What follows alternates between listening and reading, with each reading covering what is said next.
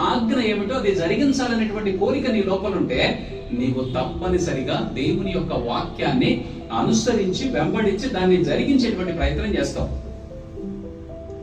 నీకు కోరిక ఉంది. ఏ కోరిక? దేవుడు అద్భుతం చేయాలి నీకు మాత్రమే. మరి నీ ద్వారా అద్భుతాలు చేయాలని దేవుడు అడుగుతున్నాడుగా.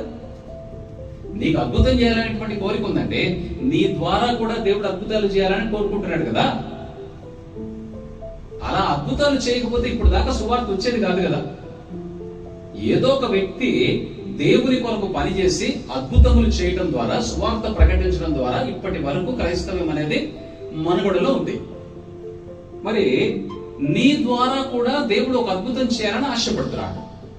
దేవునికి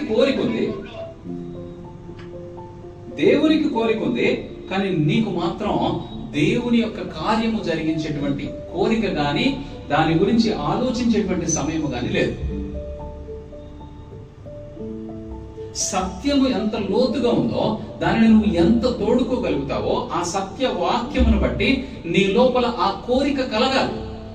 నీ ఆశ అదే అయి ఉండాలి. అందుకే ఏమంటున్నాడు ఆయన, అడి ఆశలు కలిగి తిరుగులాడొద్దు.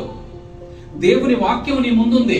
వాక్యమును బట్టి నీ ఆలోచనను బట్టి నీ క్రియలో దేవునికి కనిపించేలాగా నువ్వు చూపించాలి.